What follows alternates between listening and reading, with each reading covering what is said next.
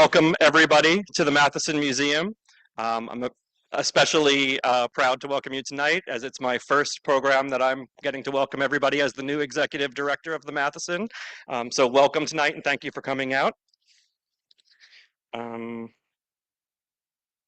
give you a little preview of some of our upcoming programs we hope you'll come out for.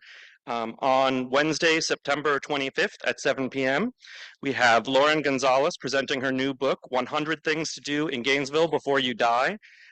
That is a free program, and we will have copies of her book for sale that night. We also do have them available in our gift shop. As a reminder, we do most of our programming here is usually free. The way we do that, we keep them free is through membership and through donations. If you'd like to sign up for a membership or get a donation, you can do so on our website at mathesonmuseum.org. Tonight's program is sponsored in part by Visit Gainesville, Alachua County, Florida Humanities, the City of Gainesville, the Department of State, Division of Arts and Culture, the Florida Council on Arts and Culture, and the State of Florida. Tonight, we are excited to welcome back Dr. Kimberly Voss to the Matheson Museum to share from her book, Women Politicking Politely, Advancing Feminism in the 1960s and 70s. Dr. Voss's presentation includes the relatively unknown stories of 6 important women who laid the foundation for improving women's equality in the U.S. While they largely worked behind the scenes, they made significant impact. In the group are 2 female political operatives who worked behind the scenes along with 4 female journalists who also worked within the government to advance women's rights during the 50s through the 70s. Dr. Voss is a full professor of journalism at the University of Central Florida, who studied journalism, history, women, and the law. She has published 6 books, including Newspaper Fashion Journalism, Women Politicking Politely, and The Food Section. She is a board member of the Florida Council for History Education and a book series editor for Mediating American History with Peter Lang. She is also a board member of the Florida Ethnic and Underrepresented Communities Digital Project funded by the National Endowment for Humanities. I'm proud to introduce Dr. Kimberly Voss.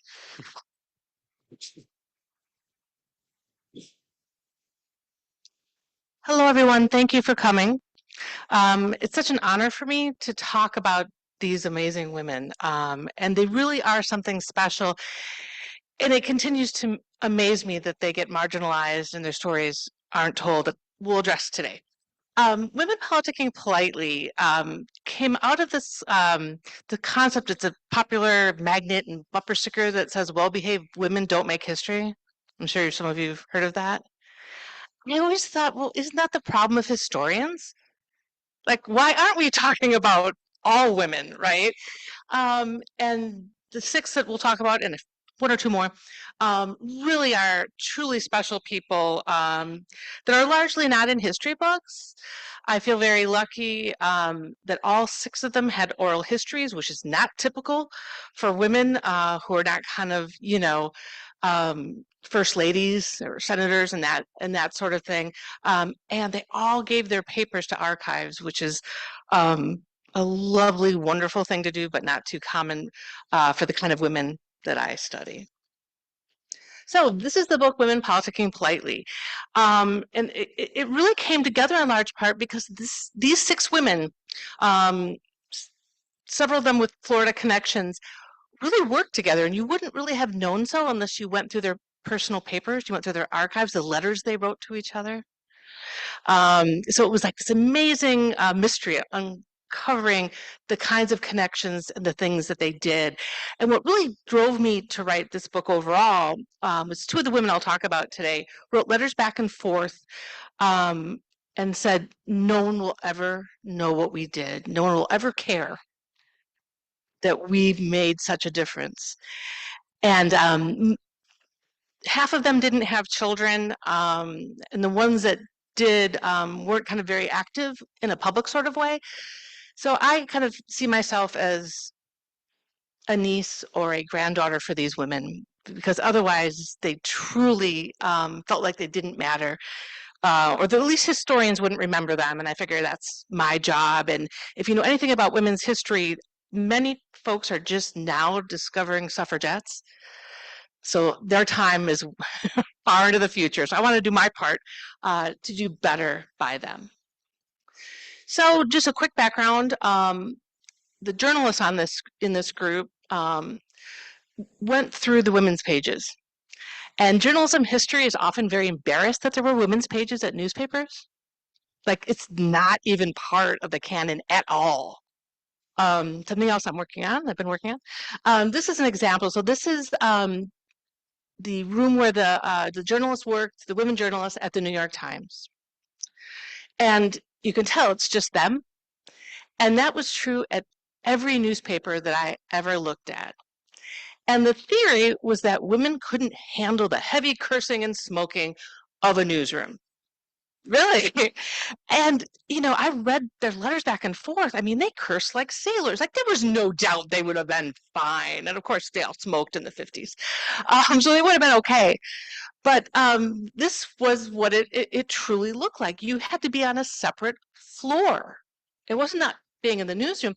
And when I looked at some of the small weeklies where it was, a much smaller scenario than, say, the New York Times, one woman wrote that they stacked up bookshelves to make sure that the men didn't have to look at the women when they were working.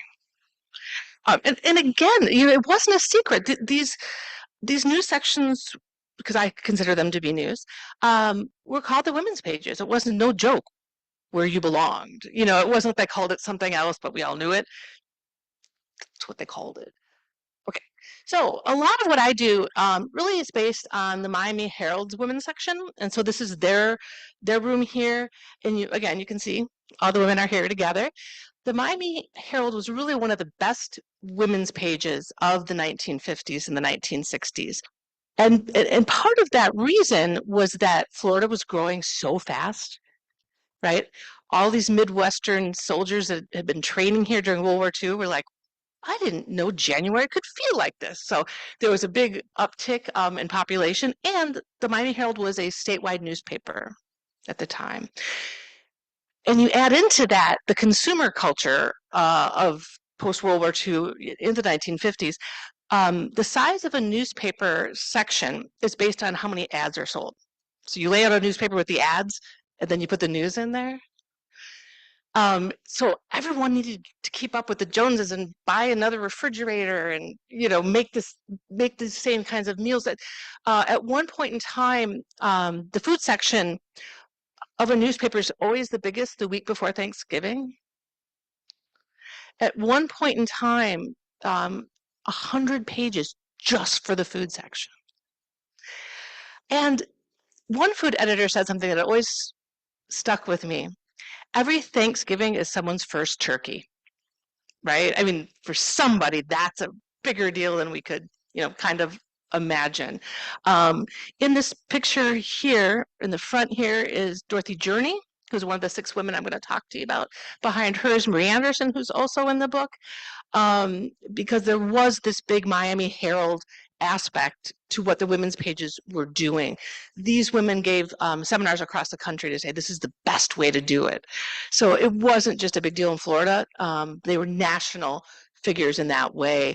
Again, the women's pages started in newspapers in the 1880s, a parallel to the sports section, although sports gets a lot more attention than the women ever have. But this was, again, in every newspaper in the country, but we're really lucky in Florida for what the Herald did. But the St. Pete Times was amazing. We saw things that were happening up in the Panhandle. There was more than just them, but they were the biggest. So what was in the women's section? Again, this is the only place that women could work. They were not allowed in any other, maybe a token here or there, but no. They could cover what they call the 4 Fs: family, fashion, food, and furnishings, which was also considered fluff. And they called it that. But if you consider those 4 things, it impacts every day of our lives, doesn't it? What we eat, what we wear, where we live, and hopefully a good family. But if it's bad, it's still affecting you, right? This was the center. But because these things were considered women's news, they didn't make the front pages. They certainly weren't considered important. Also in these sections were brides and weddings. That was, of course, a very big deal. And I used to read that the worst thing that could happen in a women's section is a mistake in a recipe. Because of course that's bad, right? Because you're not making what you wanted to. If you got a detail wrong about someone's wedding, all day long on the phone. It was a big, big deal.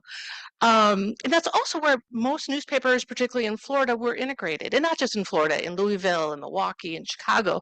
The first time that women of color appeared often in the newspaper in a kind of an everyday sort of way was in the brides and the wedding section. And also vice columns, because there really was an understanding of what was acceptable behavior, what you should do, or what you should do if you wanted social change, which was a lot of the South Florida sections during this time. And I was always amazed in looking at advice columns that you would see young people, and there were advice columns just for teens at times. So you consider the 1950s, somebody has a question and you don't feel like there's any adult you can talk to. So you have to write a letter. You have to look up the address for the newspaper. You got to go get a stamp and you got to walk yourself to the mailbox and then check the newspaper every day in the hopes that someone answered your question. And again, a lot of this has been just kind of dismissed as being pretty unimportant because it was women's news, but it was highly read. It certainly made the newspapers a lot of money. That all that Thanksgiving money for the food section, they didn't get that back. That's what funded the front page in politics. And again, just to kind of reinforce that these women had no place that they felt like they could have their own voice because they weren't allowed to talk about politics in a very open sort of way. So the woman on the right here is one of the six from the book, whose name is Marjorie Paxson. We're going to keep coming back to her. She was at the Miami Herald. She was at the St. Pete Times. One of the first women to be a publisher, if it wasn't her family's newspaper. She was the fourth publisher at Gannett, which is USA Today and Florida Today and that sort of thing. So she's there on the right. And so she had been the head of Women in Communications. It's an organization that's still around, but it's not kind of a big deal. The guy on the left was the head of the Society of Professional Journalists, which is our big deal newspaper organization. Women were not allowed in until 1969. I mean, there was no doubt where you were. And it's, of course, horrible to be marginalized, but I will say they took advantage of where they were. One thing that I was able to find out is that the male editors never read the women's section. So they could do whatever they wanted to. And sometimes when they did get in a little bit of trouble, they were so beloved by their readership that management was afraid to fire them or demote them. So while it is not an ideal environment of the 1950s and 60s into the early 70s, they had a good time. There's nothing like having a food editor as one of your friends to have great parties. You know, they knew what they were doing. And they had a lot of fashion editors among them, and they could rock a hat. They really were these really amazing, interesting people that I feel honored again to talk about.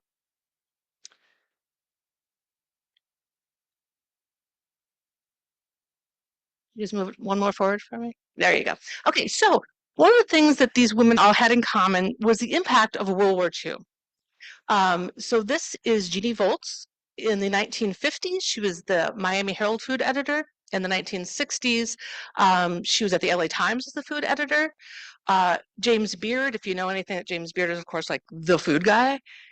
He claims she was the first one to write about barbecue. Now everyone talks about barbecue, but they didn't used to. So her being a first of that, you know, made sense. She eventually ends up out in New York writing for women's magazines. But this is her during World War II.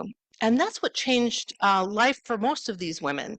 The six we'll talk about, plus Jeannie, and a few other things. Before World War II, women were definitely limited to the women's section. That was it. I mean, you couldn't even apply for it.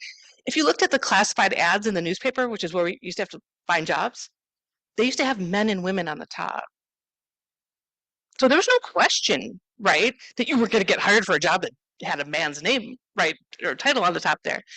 But a lot changed during World War II. It was the first time that women got at least a few years of experience on the news side. And Jeannie, like many of these women that we'll talk about today, their definition of news changed significantly. The first journalists of any kind to write about domestic violence and child abuse was because they covered hard news during the war. They went into hospitals and they saw horrible, horrible x-rays and pictures of bruises and that sort of thing. And so why isn't this news? And of course, the more they wrote about it, lawmakers had to do something, because it was often kind of that, that cycle, if you will. One of my favorite stories about Ginny Volz is, so she had worked during the war in Arkansas, which is where she was from.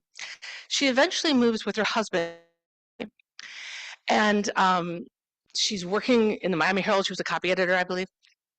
And she had a back injury, and she had started staying at home. And her doctor said to her, I think being a stay-at-home mom with young children, it's too much. Go back to the newspaper. And if you've had young children, you know what he means. That's a lot of work. And so she goes on to do many of these different things. And each one of the women we'll talk about today had some World War II experience in politics or journalism that led to what happened in the 50s, 60s, and early 70s. So the first woman we're going to talk about is Dorothy Journey. Dorothy was the daughter of a suffragette. Her mother was the first woman to be elected to the Indiana legislature, and her father was a newspaper publisher in Indiana. And whenever my students are having a bad day, I try to explain what Dorothy Journey's life was like. During the Great Depression, she was trying to sell newspaper subscriptions and advertising. Can you imagine a worse job during the Great Depression than trying to get people to do that? But what she did was she grew up with a concept of feminism and journalism that she put forward. She was the first woman to eventually be part of several national newspaper organizations, and does end up getting into management by the time that she retires. She is friends with these other 5 women that they all kind of come together as we kind of piece this puzzle together. Marie Anderson, so she's there on the left with the glasses. Marie Anderson had a very different upbringing in some ways than Dorothy did, but they were best friends. So they met in Miami. Marie Anderson, her father was a federal judge. Both her parents went to law school. Her mother never practiced. She was an only child. And her experience during the Great Depression was she golfed all the way through it. That's how wealthy she was. A very different life experience. And so she had a degree from Duke. She went to secretarial school because even that degree in English wasn't going to get her a job if she didn't want to teach, which she didn't. And so she ends up going to secretarial school. When the war breaks out, she comes back to Miami. Her family's been from Florida for generations. She was the first single woman to be the head of the junior league. And they still talk about it. So during World War II, she's at the Surfaceman's Pier. She's doing all this volunteer work. And that's where she ends up meeting up with Dorothy. And as she said, Dorothy was my journalism school and my feminism school. And their friendship develops. They're initially at the Miami News. They move over to the Miami Herald. Marie won so many Penny Missouri awards, and that's the top award for the women's pages. They retired her. No one won for 4 years in a row. So she was that good. And she ended up judging and doing other things, but she really was significant in a really fun way that I'll tell you about in a few slides. So Marjorie Paxson, who I showed you earlier, with the SBJ head sitting in there having a drink and a smoke. Marjorie Paxson said she was at the University of Missouri, which has the big old journalism school. And the day after we went to war during World War II, all the men were gone. Which meant that suddenly women like Marjorie and many others like her, they could be editor of their newspaper. That never would have happened in peacetime. So she gets all these great opportunities in college. So she graduates during the war, and she gets picked up by the Associated Press, the big wire service out west. And there's only two things that she wasn't allowed to cover for the Associated Press. You couldn't cover executions or football. Those were the two topics that were apparently so threatening that you can't do it. And so, yeah, I mean, she could cover murder trials and all sorts of things, but no football. And there were other women around that time that literally would sometimes, because they wouldn't be allowed in the sports box, they would cover football from the top. They would be on the ceiling looking down. So it's just a fascinating look at what we think about, right? About masculinity and femininity and in the coverage of journalism in that sort of way. Marjorie Paxson eventually ends up in Florida working with the two women I just showed you. Eventually, she becomes that fourth editor at a Gannett newspaper in Oklahoma.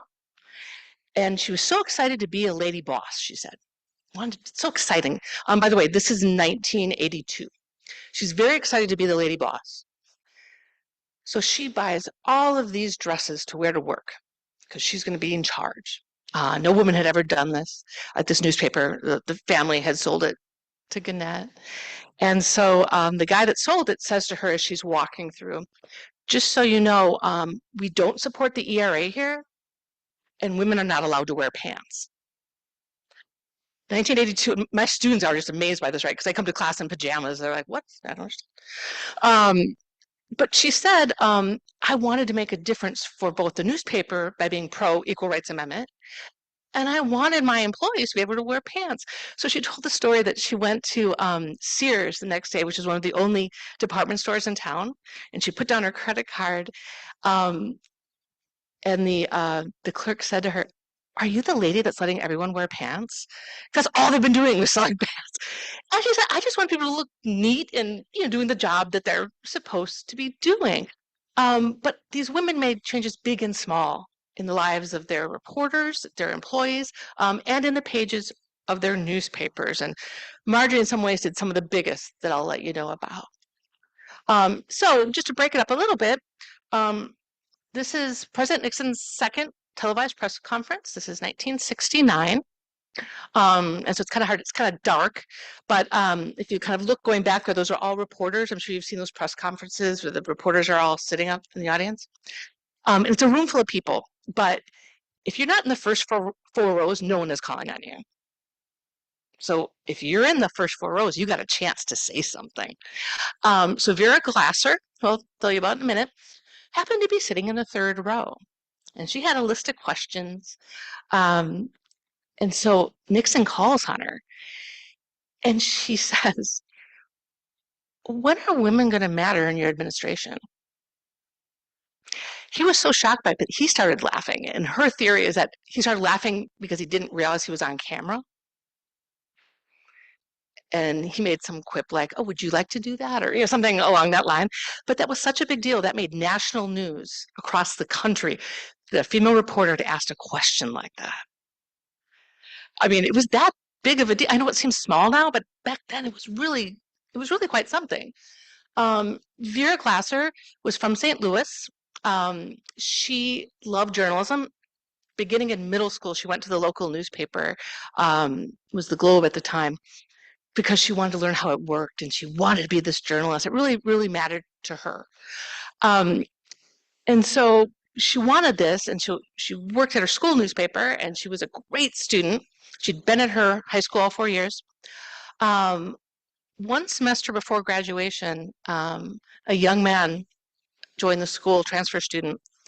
Even though her GPA was higher, they gave him top student at graduation. And she brought it up forever. She said, "That was the day everything changed for me. The day I became a fighting feminist was that day." So I guess I always find it interesting learning about these people. Like, what is that one thing who changes who you are? And that's how she felt, that this thing was taken from her.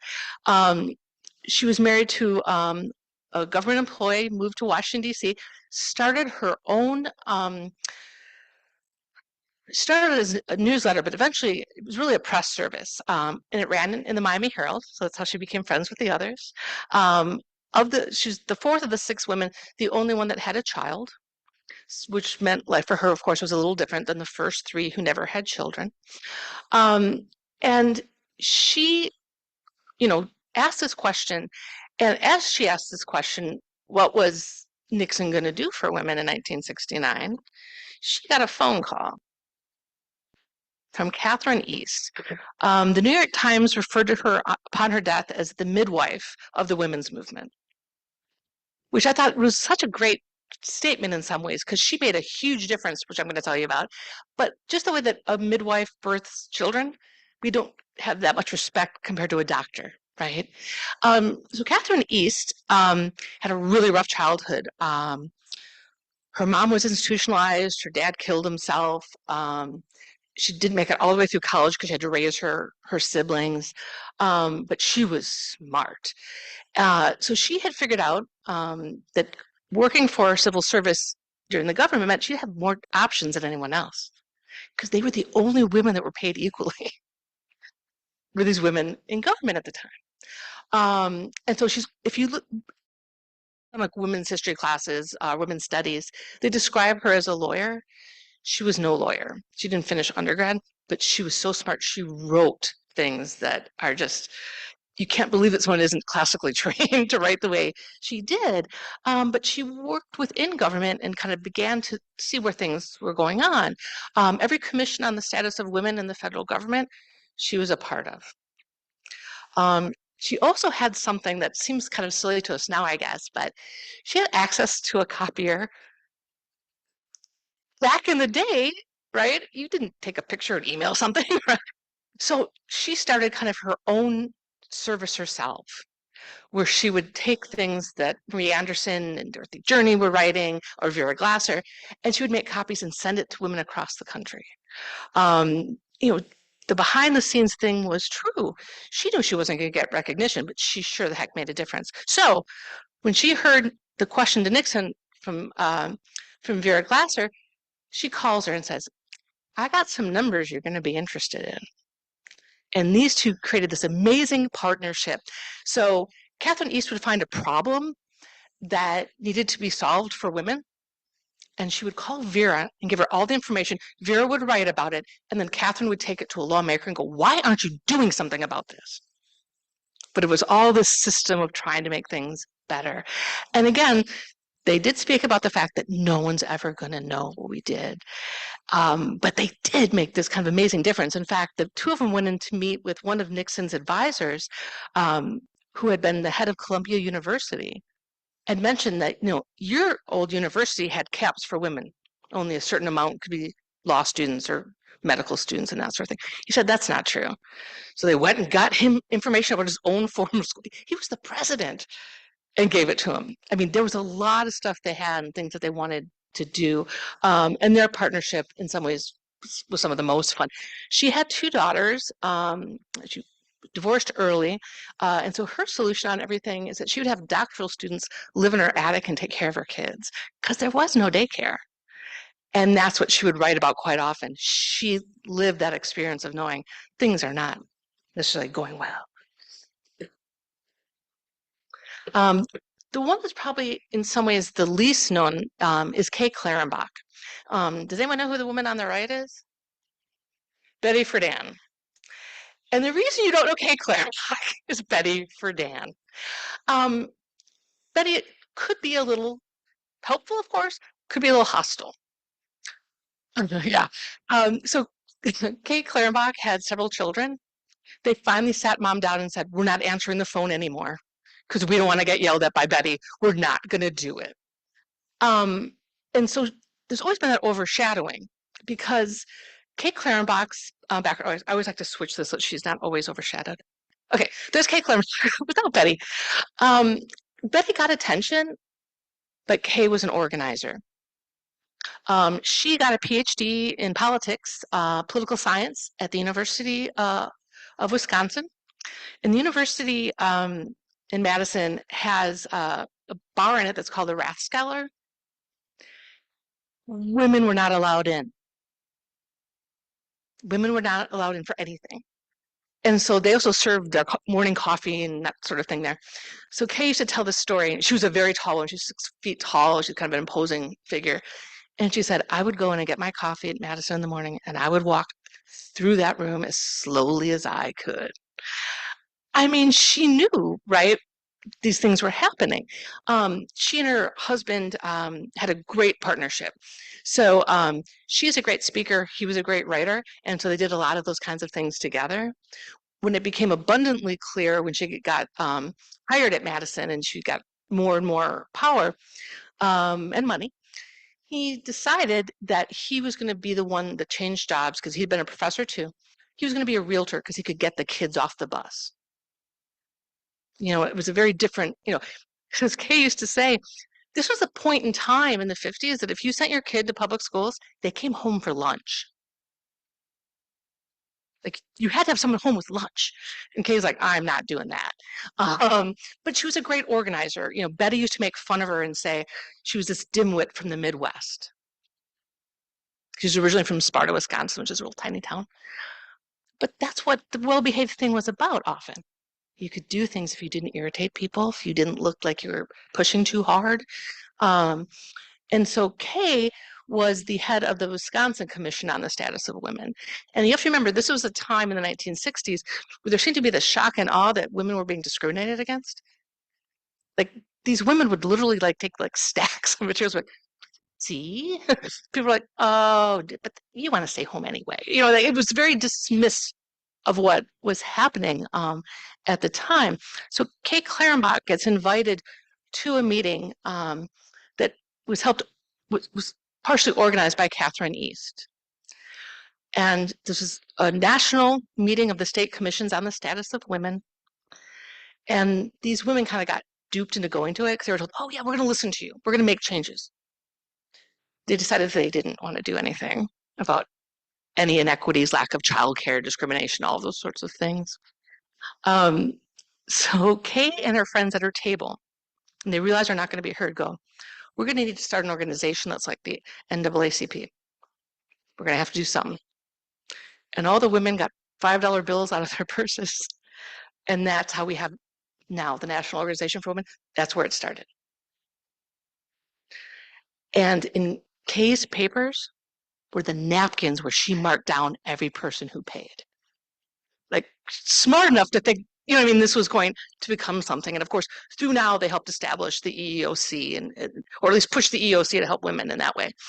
And then another favorite thing was when I was going through Kay's papers, she had a note from Catherine East, the government employee I just showed you, with a $5 check and said, you can't tell anyone where this came from. Because she knew what might happen. But that was the great thing about what these women did. They organized, they helped each other, and they did it knowing that it wouldn't be their victory, it would be for someone else. Because a lot of what they talked about, it would be another generation out that would have these opportunities that they didn't have. So all of this leads in this time period to President Nixon's task force. So coming out of the Commission on the Status of Women, again, we had national one. Eleanor Roosevelt was the kind of figurehead of the very first one under President Kennedy. And then every state had their own. They took on different kinds of things. Everyone had a Commission on the Status of Women, but Nevada, which was for personhood. But everyone else had one that was for women, and it was all so consistent.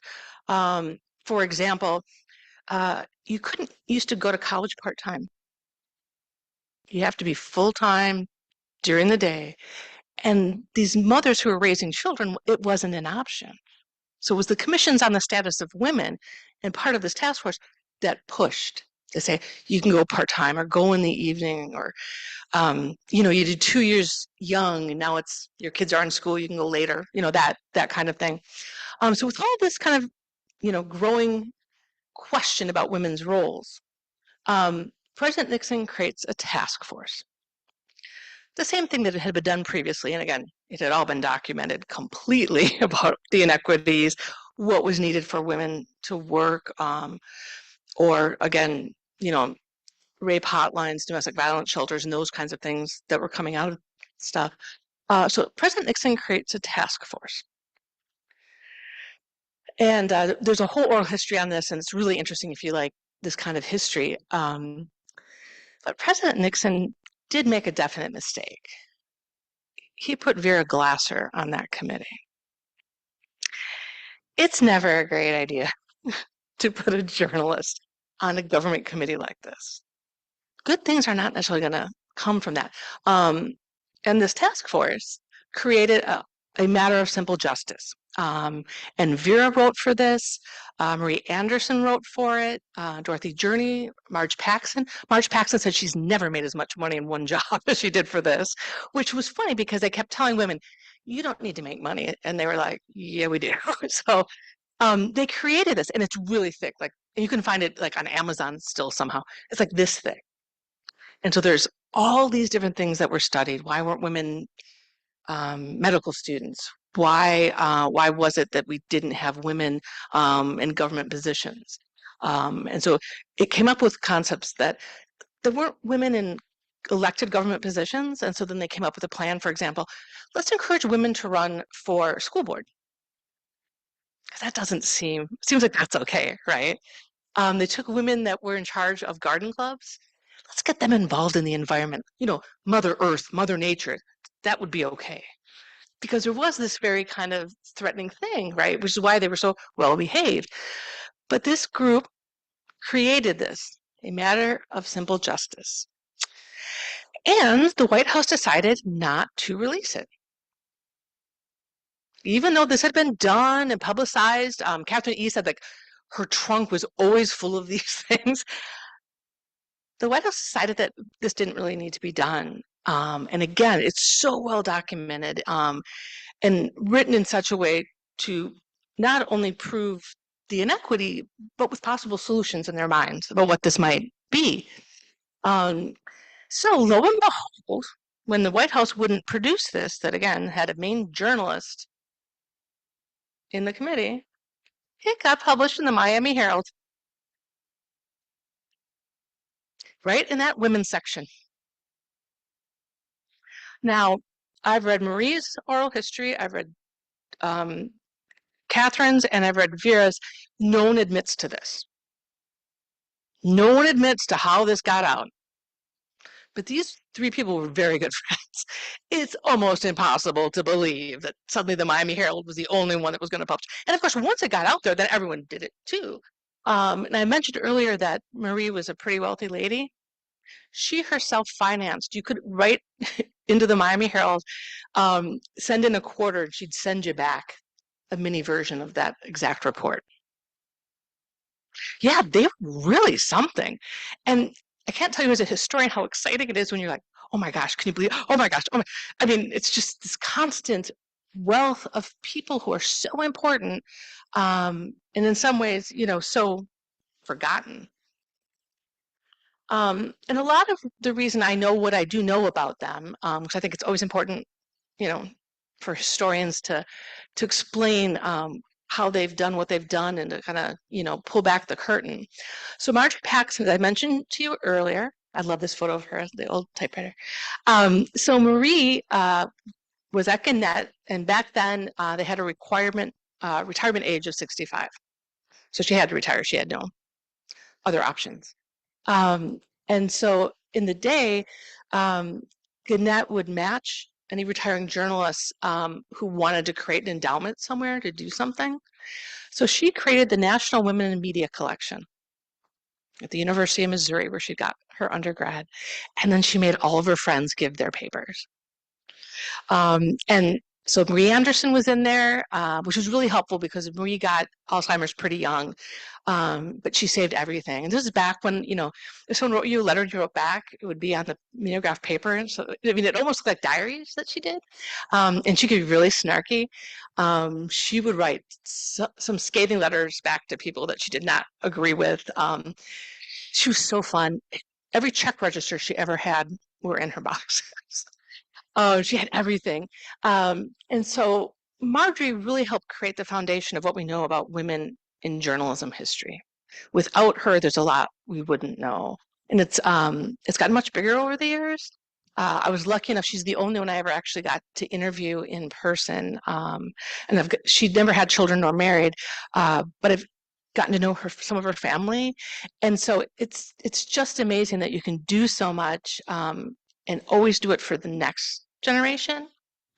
I was interviewed by an Arizona Republic reporter several years ago, and she said, yeah, when she went in the 1980s to the Arizona Republic, which is their big kind of statewide newspaper, she'd never heard of the women's pages. No one ever told her about it. She said when she got hired in the mid 80s, she could do whatever she wanted. She could cover cops or courts or anything. And she said something that's always stuck with me when I think about these women. She said it took one generation to erase them, for good or for bad, because now women can do anything. But if you look at all sorts of uh, journalism history books, particularly about specific newspapers, you won't see these women included at all. Sports, yes, lots and lots of sports. Front pages, politics, sure. But all these women that did all of these things have been erased. And sometimes, even when they are included, it's not necessarily true. I showed you earlier on Jeannie Volz, who was the food editor at the Herald. And in the story of the Miami Herald, the book that they produced, it said that she got that job because she was a gourmet cook. She had never cooked anything before she got hired. It just had better hours of what you wanted to do because the copy editing was at night. You could do that during the day. And so it's a complicated kind of history. But Marjorie, in large part, is the one that has consistently set the foundation and the framework for where folks go next. Upon her death a few years ago, she gave the rest of her papers and she was holding back the good stuff. So I'm so glad I got to get to that too. And it was right in the midst of the pandemic. I got her elected into the Oklahoma Journalism Hall of Fame, and that's one of the things I've been trying to write women back into journalism history by doing that. I got Marie Anderson into Florida's to make sure that there's some place that their stories are told. One of the things that I think would be the biggest disappointment for these women is about the lack of the Equal Rights Amendment, because that's when they all cared about so much and wrote about. Um, and it's interesting, I did a study back in the day to look at how the Equal Rights Amendment was covered in different Florida newspapers in the news section versus the women's pages. It is inherently different from the sources who were talked to. Because remember, this was a time with the Equal Rights Amendment that one of the biggest arguments was that men and women would share a bathroom. That was in the top 5 reasons to have no ERA. And Phyllis Schlafly would, of course, come out and talk about things. But as many, said at the time in the women's section, well, what do you do at your house?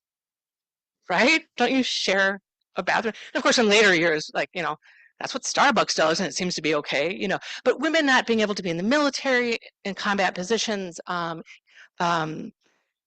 gay marriage, and what they called homosexual rights back in the day. I mean, these are things that they were very much ahead of their time, and I can't imagine what they would think that we haven't passed the ERA at this point. Um, I'm sometimes asked, what would people think about, what would these women think about today? And I do think this is one of the major issues that I think would have struck them is, what are we doing? Why aren't we doing a better job? And just to kind of tie it back a little bit, because some of the posters for my talk will include Senator Lori Wilson. Is anyone familiar with her? Have you ever been down in the Cocoa Beach area? There's a Lori Wilson Park. It's the #1 place to get married, and there's a dog park. They have nothing to do with each other, but that's why they're in the news. So Senator Lori Wilson is one of my favorites. She's the one that introduced the Equal Rights Amendment in Florida. So she was a Florida senator. She was very, very beautiful. She'd often have kind of a big bouffant hairdo of the time, and she always wore all white, like the suffragettes had done. And I can imagine what that dry cleaning bill was like in that era. And she was also married for a while to Al Neuwirth, who was the head of Gannett. And so they were a very fashionable, fancy sort of couple.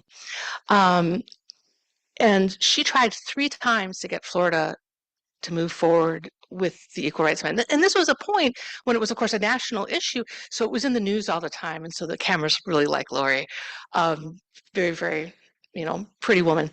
And she was a lawyer by profession. So she made amazing legal arguments. But it never went anywhere. And some of the arguments were just almost astounding when we look at it through today's eyes in that way.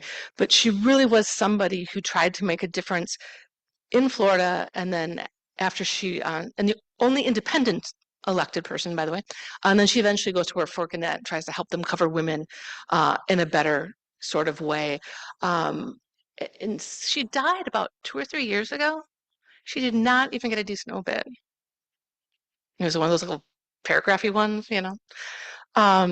And she, again, if you're looking at a takeaway of someone to think about when it comes to Florida's politics and history, Lori is the one that I often point to. And there's lots of great images of her online through the Tallahassee Museum.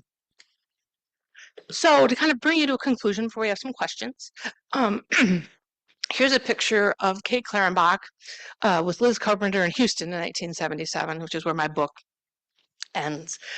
By the time we get to the early 1970s, we no longer have women's pages in newspapers. They got turned into feature sections, or sometimes called lifestyle sections.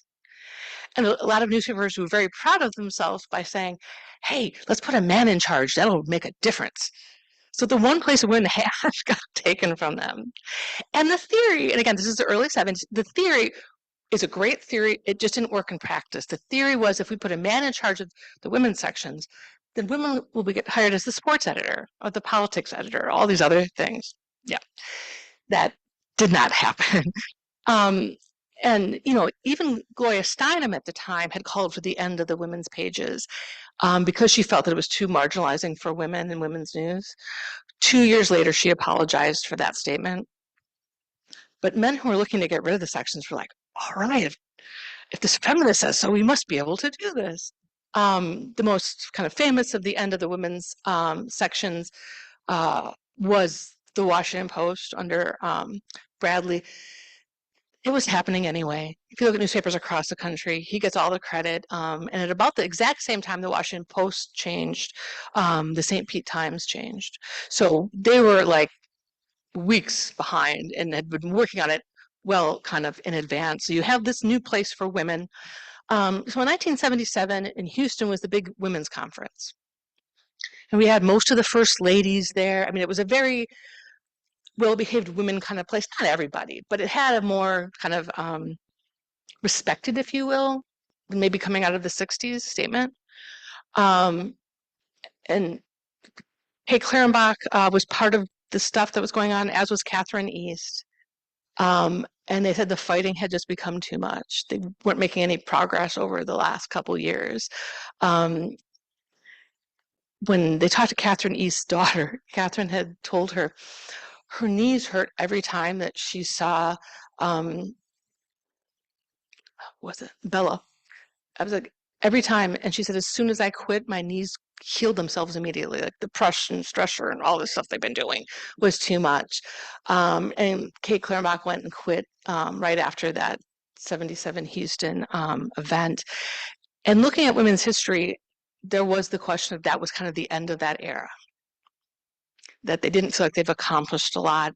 The things that they had really pushed for were not being accepted. And so these women had really kind of lost the thing that was pushing them. Dorothy got promoted. Marjorie got promoted in their journalism jobs. Vera stayed being a journalist. Like I said, Catherine and Kay had retired. Marie Anderson went to become the alumni director at, I want to say it was Florida Atlantic, one of the Miami-ish schools, but they had just opened, and so there's not a whole lot of alumni stuff to be doing. And so she wrote a note that said, I'm here on Christmas Day, so something needs to change. And then she ended up leaving, and she became a pretty significant South Florida historian in her own right in later years. So these are my great women. I feel very lucky to share their stories with you. And I thought I'd open it for questions. And if you don't I can tell you a little bit more or not. But really, I thank you for coming and learning about them, because they really, everything they did was really for somebody else. And I find it fascinating that even journalists, which, tend to try to push the truth in my world, don't want to talk about any of this because it's too embarrassing that you treated women this way. But again, it's not great, of course, but they made the most of the space that they were in, and they led to significant social change. So, any questions? Yeah.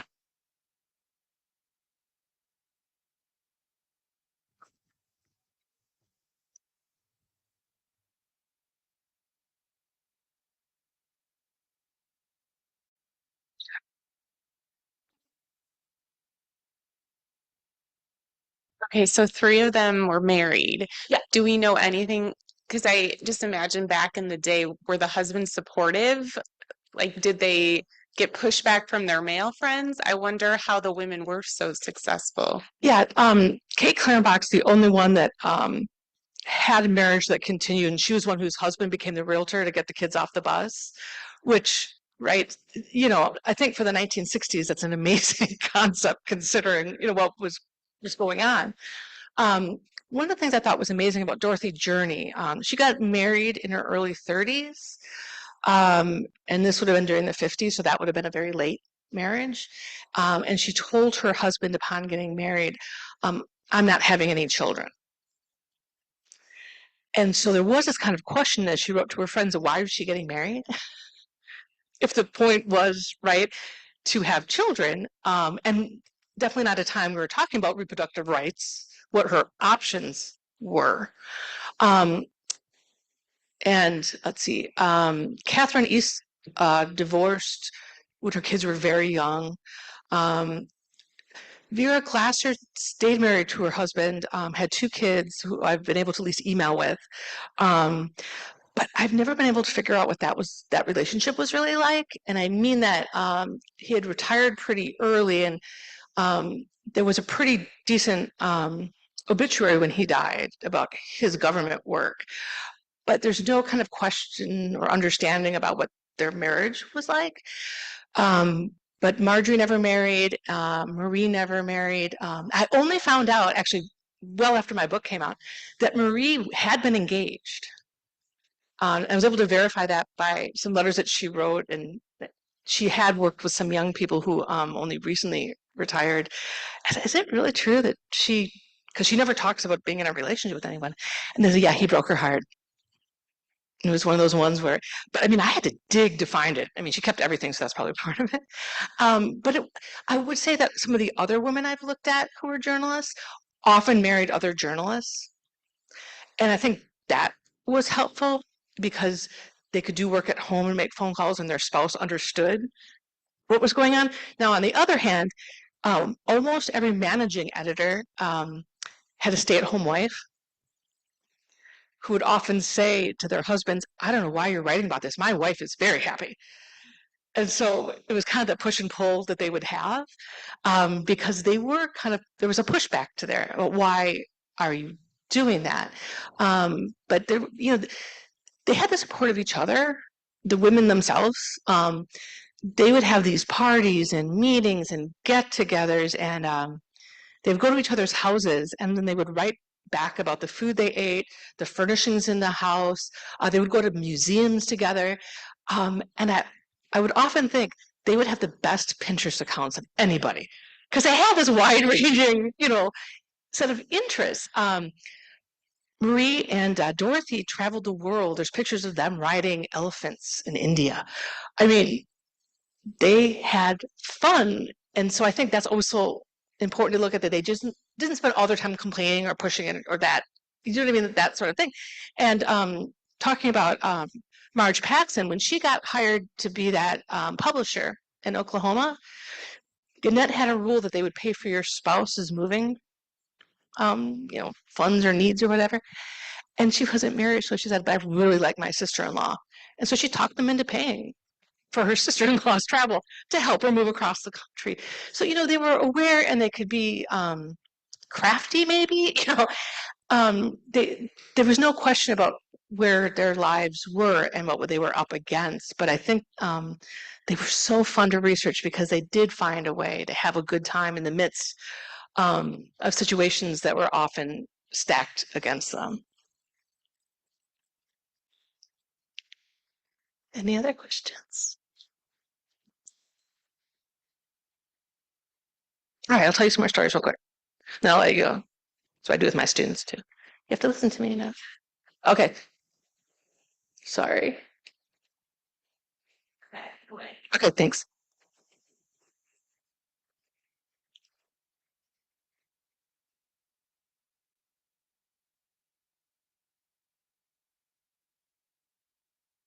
There we go. Just one little quick thing about soft news. Soft news is sometimes called feature writing, is a class that's usually not required at any journalism school. It's an elective, right? You can elect to do this. Whereas hard news, investigative news, the things that are front page sort of stuff, are always required.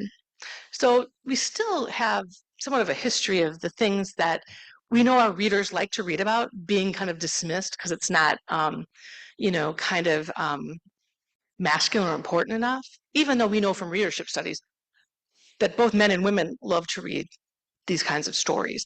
In fact, when I went through the advice columns, one thing that amazed me the most is how many men wrote in. Interestingly, it was because they were fighting with their wives and they wanted to be proven correct. My wife is fighting with me about this. What do you think? It was that kind of tone. But there were so many male names. I was kind of shocked, when I saw that happening in that sort of way. But both advice columns and the concept of family changed so significantly when you read through the women's sections that was then kind of mirrored back when you look at legislation. These were questions about custody of children.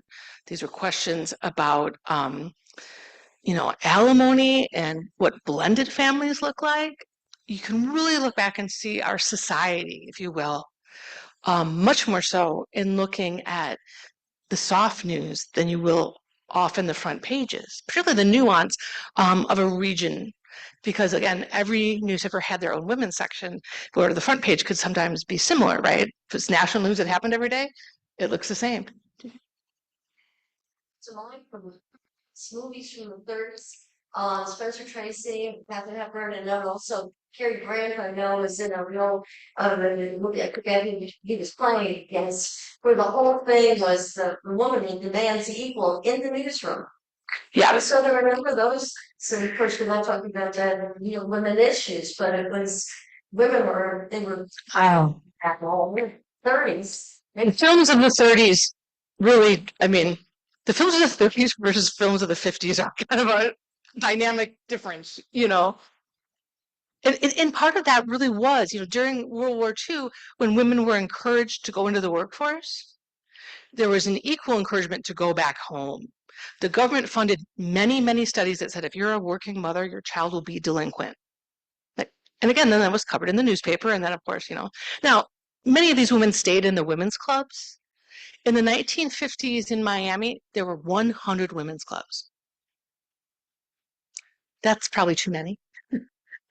But those women's clubs would have speakers that the women's pages would cover. So you had a different sense of news, just, even from that sense of things. But when it came to fashion, people like to make fun of the clothes that people wear for being somehow newsworthy. But if you're a fashion editor, you traveled the world. You got to go to fashion shows in Milan and in Paris. The things that they did, and that was real work because you would go and you'd cover fashion shows all day. It's not like today with like the celebrities, like you really did a job. And you had to bring along an artist because they wouldn't let you take pictures because it would get copied. So you'd have to have an illustrator and then you'd have to write about it. And then you spent all night writing that. So the next morning you go back and cover that again. If that was a baseball game, it would be okay. But the stuff these women did and the stuff in New York and how it built American fashion after World War II when they're hadn't been much before that.